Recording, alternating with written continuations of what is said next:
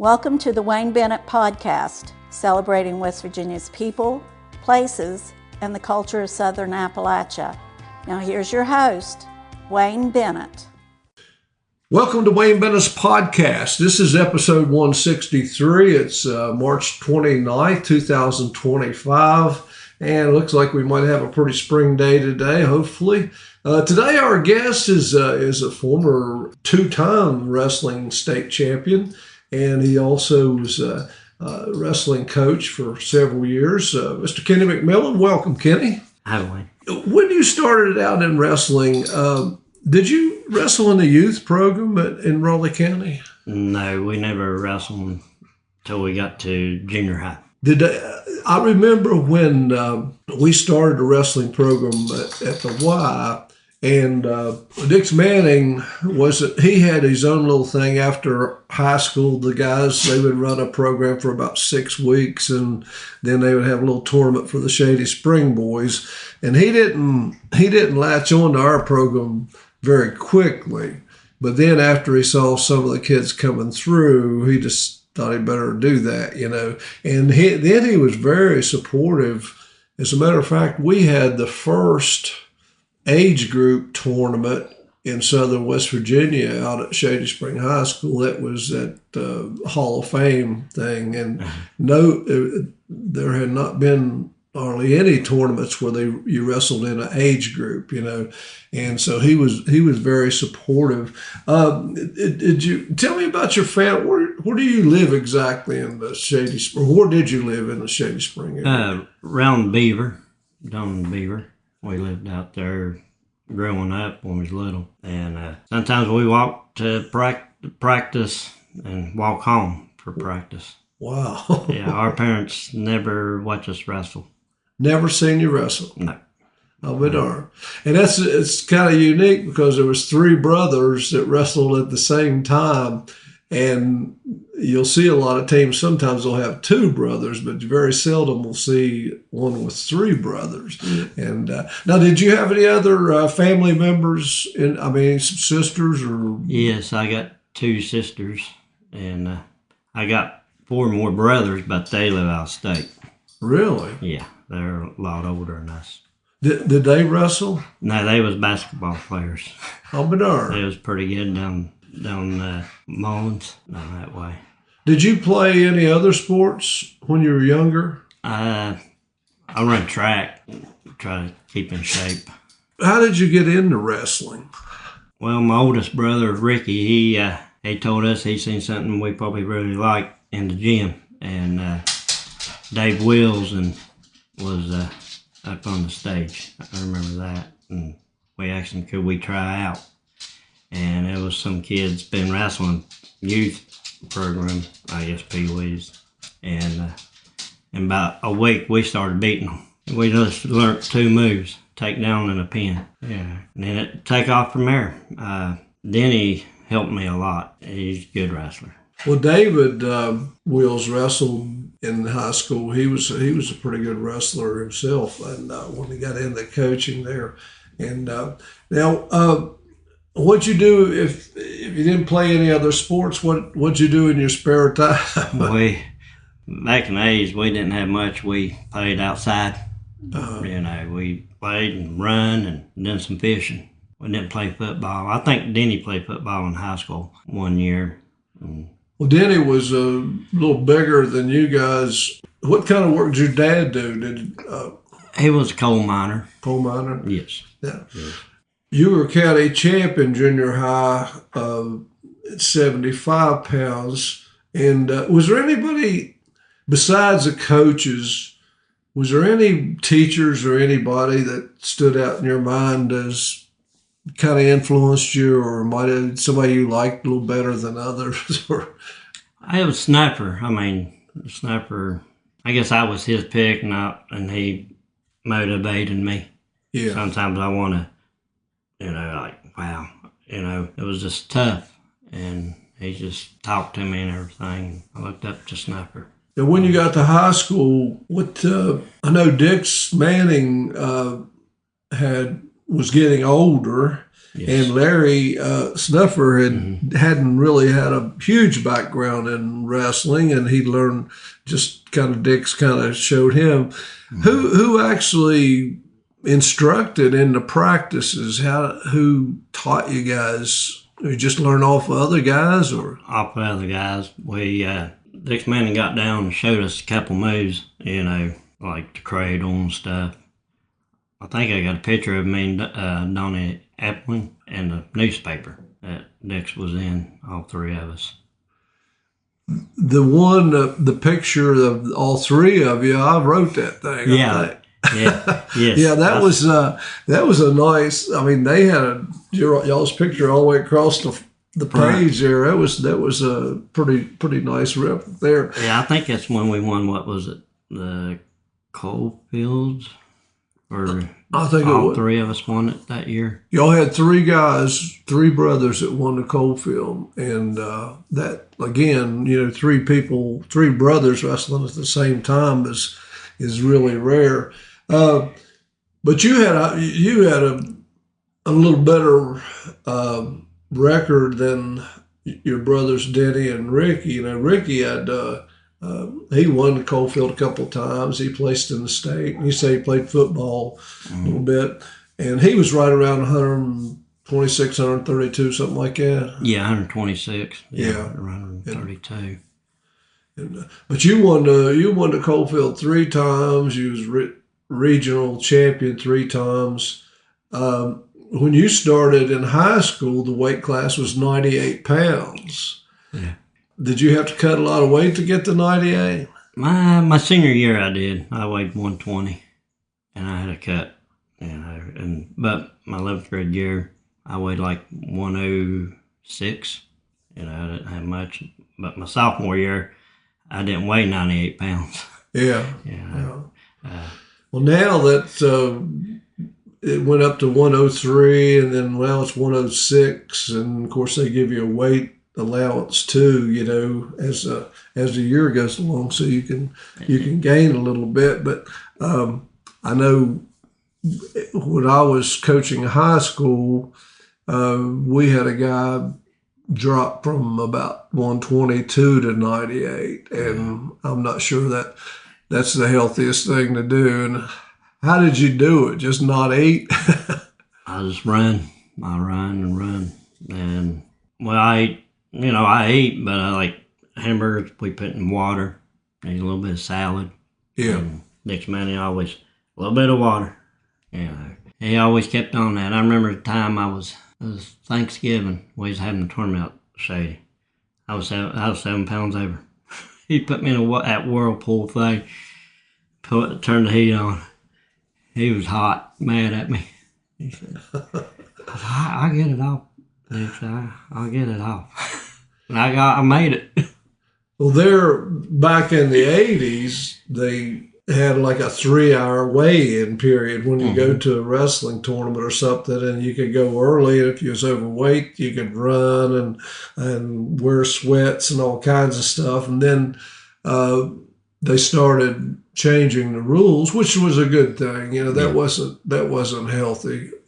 And actually a couple of college people had died trying to lose weight, and so now it's like step on. If you don't make it, step off, step back on, and there's no.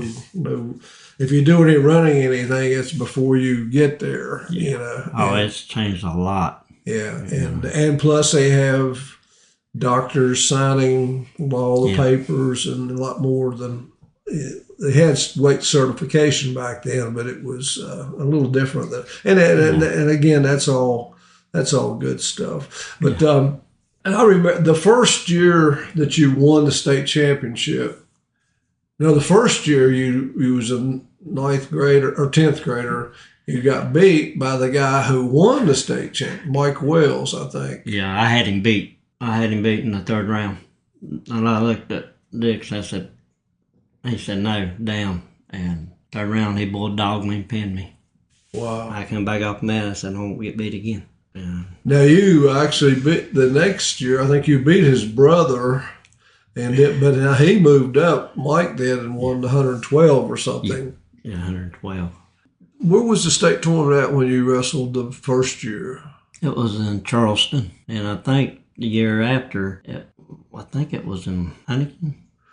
One of those years you was in Wheeling. Yeah, that was my senior year. Okay, yeah, because I remember I went to that, and a lot of people don't realize I've been watching the wrestling in the state tournament has been in since I've been watching has been Fairmont, Wheeling, Parkersburg, and Huntington, and but it's been in Huntington for almost the last 40 years. I mean, they do a pretty good job down there, and it might stay there for a while.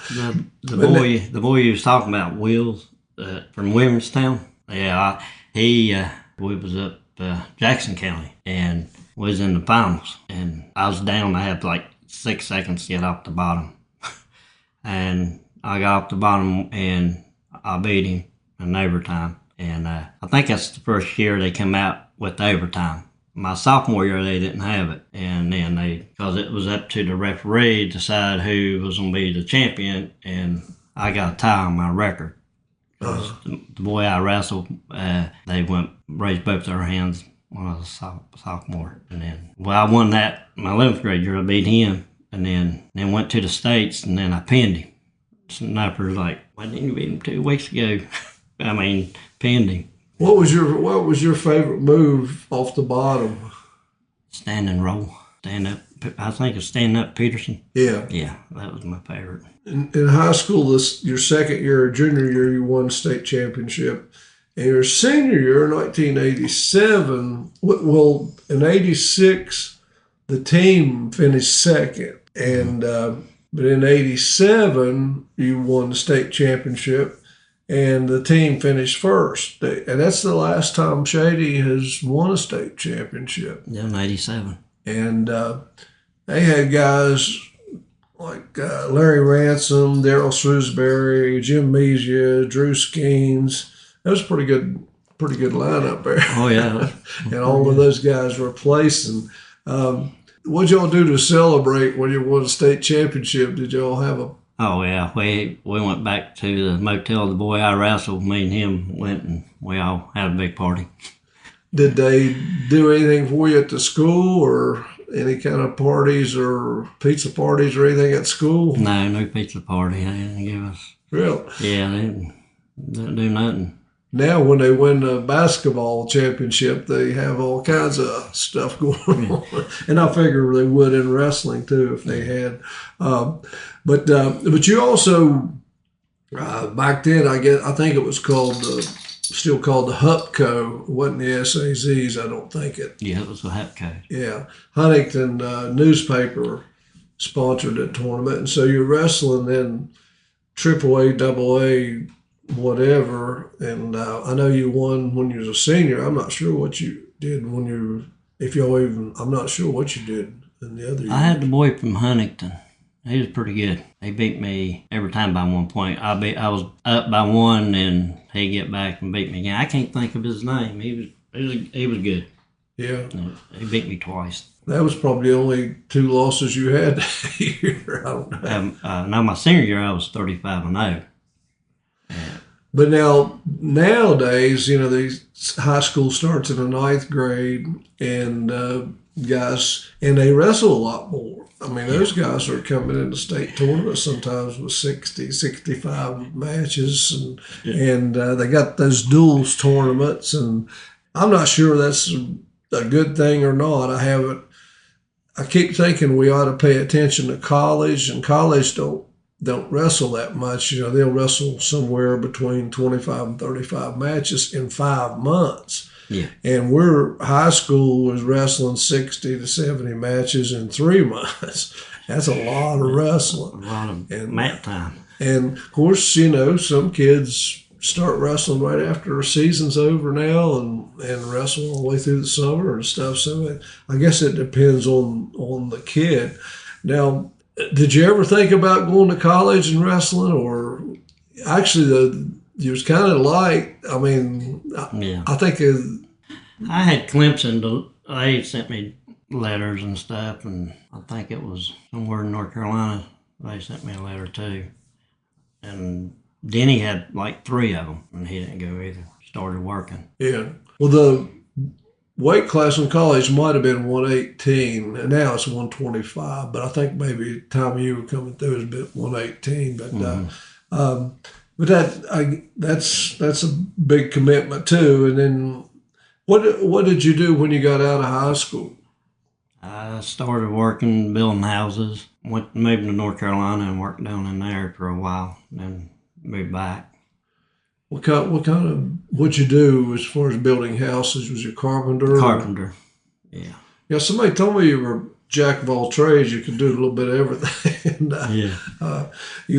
Now, in the early part of 2000s, you started coaching in the Trap Hill area, Route 3. How did you get mixed up with, did you move down there? Yeah, I moved down there, and my stepson, Ron, he wanted to do it, and then Randy come to my house and asked me would I help coach. Randy Daniels. Yeah, Randy Daniels. I said, yeah, I'll see what I can do. And I come down there, and I think it was 1998, and I took off after that. And Bobby Elam lived down there, and me and Bobby made pretty good coaches.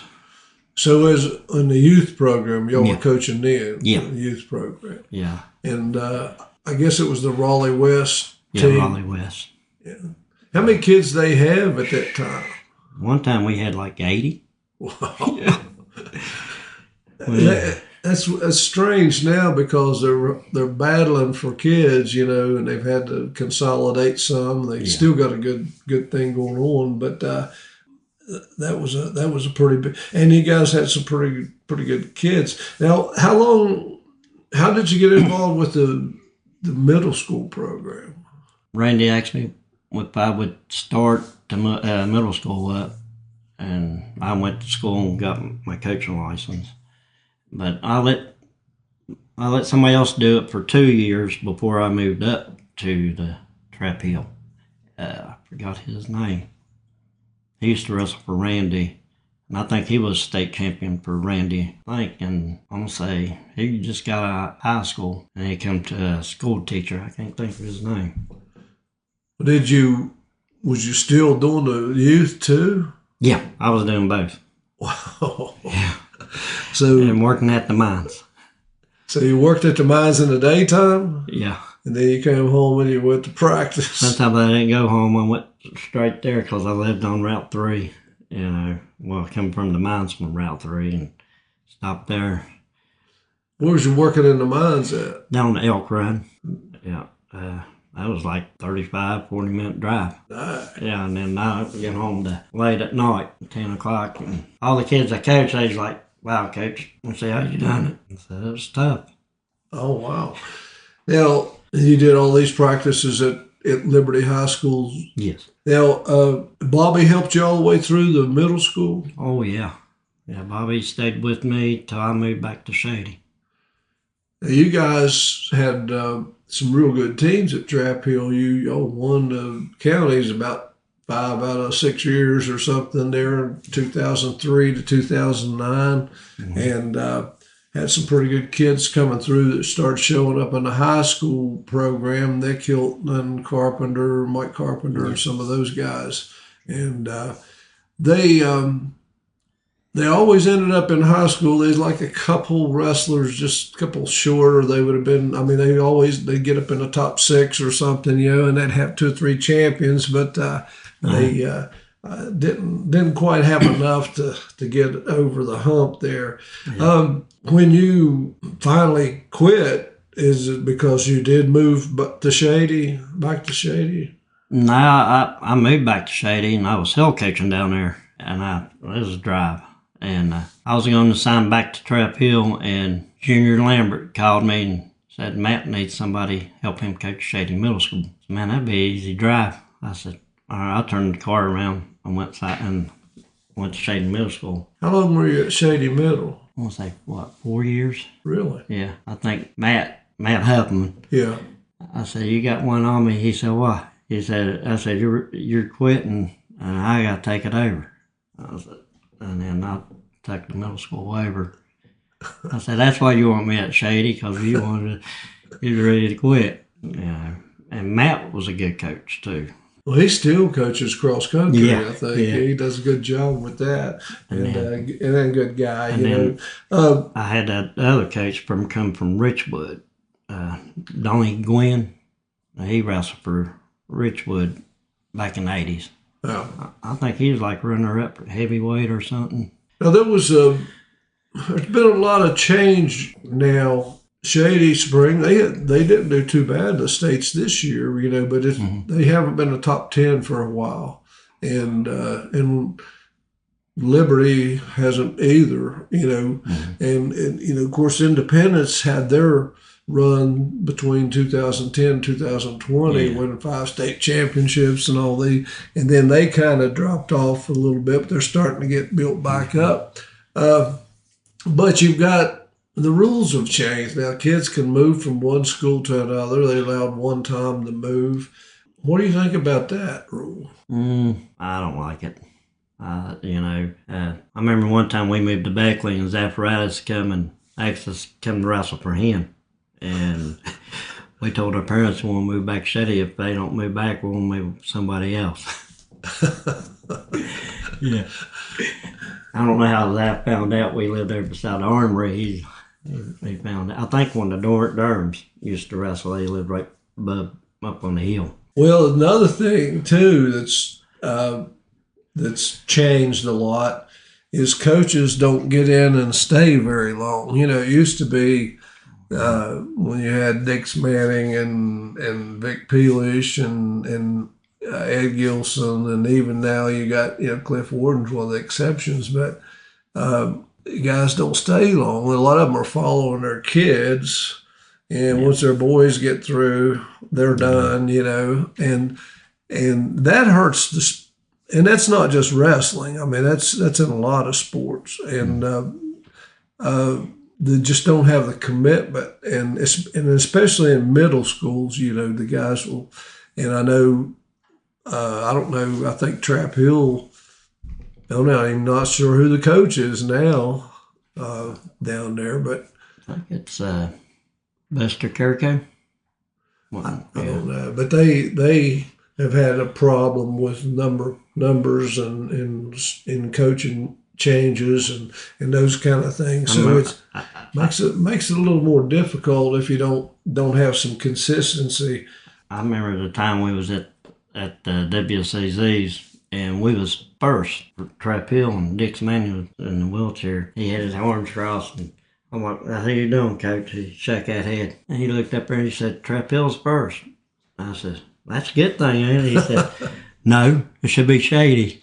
I said, that's where you went to school, graduated at. I said, what you taught me, all these kids got, your style of wrestling.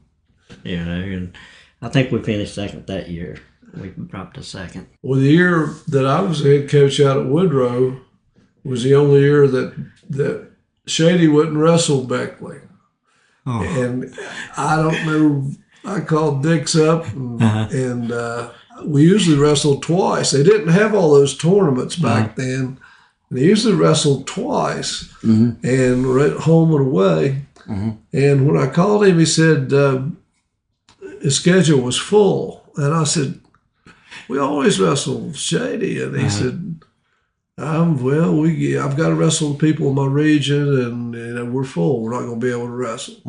And so he actually let me have a tournament out there because back then it was a gas shortage, and they wouldn't let us have a tournament at our school. And Shady still heated with coal at that time, so he could have one. So he let me have a tournament there, but he wouldn't wrestle in it. And then what happened, though, at the awards ceremony for the Coalfield Conference, they gave Shady Spring the first place award. And so we made a rule then You got to wrestle. And that's the first time it ever happened. And Dix and I always got along. I mean, when I was officiating, he always hired me, official and stuff, but I don't know what was going on in his head. And I'll be honest with you, that particular year, Shady didn't have a very good team. That's probably the worst team they've ever had. I don't think they scored a point in the state tournament. Wow. That year. And I won't say what year, but it was not very good. And but I went over and watched Shady wrestle this year a couple times, and they had 2 or 3 pretty good kids. And what do you think it'd take to get the program close to what it used to be? I mean, I know kids are different. I think changes, coaches. I mean, not high school, but it starts out in middle school, I guess I'm the old school wrestling, the basics. I don't do these other moves people does. Something changed. It should start in middle school and pee-wees. Derek's doing the pee-wees at Shady, Derek Carborough. And I pushed to help him, but when it snowed, I couldn't get out there to help him because we worked 12 hours shifts plowing snow. It ain't a lot of kids no more wanting to wrestle out there. Yeah. Now, like Route 3, me and Bobby went out, handing out flowers to grade schools down through there. And that's how we got all the kids down there. Up here at Shady, it's just a little bit tougher. Yeah. They want to play basketball. Yeah. Now, you're still a young guy. You think you'll ever get back into coaching? I thought about it. I signed last year, trying to get back at Shady Middle School. And Larry supposed to move up to the high school, and I was going to take the middle school back over. But he didn't move on up because I think Anthony, he didn't move up. I mean, he didn't quit. He didn't retire. And I don't know if he was going to start a girls' team and let Larry take the boys and let him move up. Well, I was going to go back to Shady Middle School. But I got an offer to go to Pikeview. My sister boy, he plays football for Pikeview, and pretty good too. Henry Cox, and he played basketball this year too, Pikeview. And they want me to. He said if I would come down there, he would wrestle next year. He's a 10th grader. The thing about Pikeview, though, they don't have a middle school program. And no. It's kind of hurts them. I think there's a youth program in Mercer County, but I don't think they have a middle. I know Mercer County don't have a middle school program. That kind of hurts them. Do you have any biological kids? You mentioned stepson. That's the only one I had, and I got stepdaughters. Yeah. Now you mentioned the girls wrestling. That seems to be the growing trend now. But I just don't know with making the cuts and stuff whether they're going to add it officially or not. Now if girls come out, they kind of line them up with girls competition, but they don't really have, in our county, they don't have a real girls program yet. And they're cutting teachers' jobs and stuff, and I'm not sure they're going to. They may, but I'm not sure they're going to come up with the programs right now. But it is. I was at the state tournament this past year, and the girls program had doubled since last year, the number of participants. So it's a big deal. You think it'll grow into college later on down the road? Yeah, and see. It's coming, but they're going to have to find some money. What's on your bucket list? What is something you haven't done that you'd like to do? Doesn't have to be coaching or anything, but I won the track championship out here at Beckley Speedway dirt racing, on Outlaw Street 3 years ago. You did what now? I won out here at Beckley dirt track and Outlaw Street. Dirt car. Oh, really? Yeah, I won by 8 points.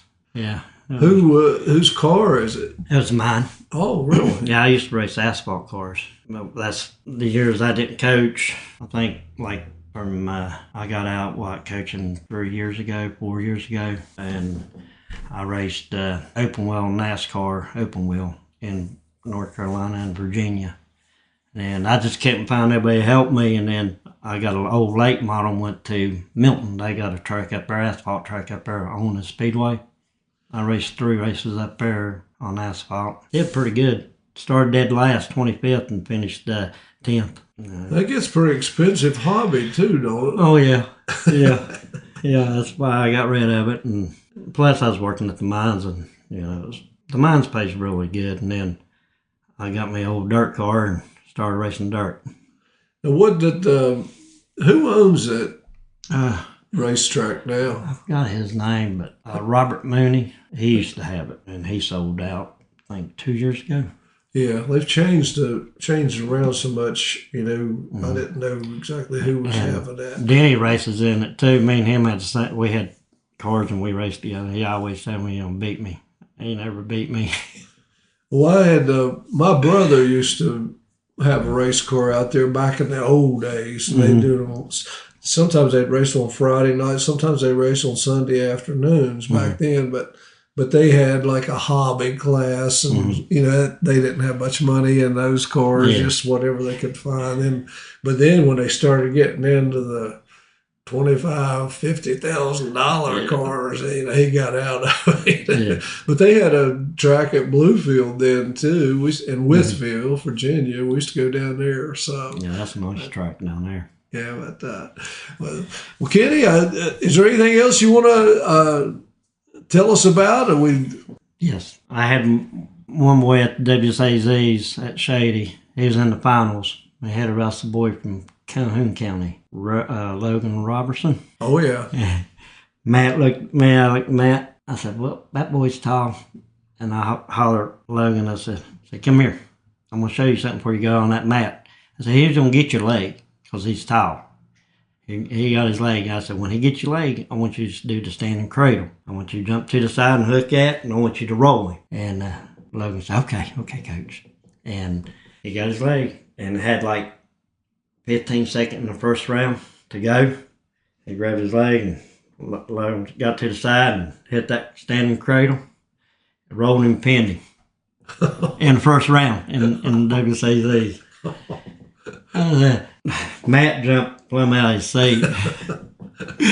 And Dad from Calhoun County wanted to know who showed him that move. Well, he probably used that again too later. Yeah. That's what that. Yeah, and then Nick was a good wrestler. Him, Jacob, all these kids I coached down there, they're good kids. Well, they like you, and the guys down on Route 3 and the guys that wrestled with you, all of them speak highly of you. You were fun to watch wrestling. I enjoyed and coaching. I thought you I had the pleasure to coach against you sometimes. Usually you got beat by you, but you're a lot of fun, and I hope you some way, if you find time, stay in wrestling a little bit, because they need people like you. Yeah. And you're welcome to come back and talk to us anytime you want to. I would like that. Maybe bring my brothers with me. All right. Yeah, both of us, right? Anybody else out there would like to be on our program, you can hit me up at awbennett50@gmail.com, and we'll get you on here. And remember, until next time, if you're not dead yet, you're not done yet. God bless you.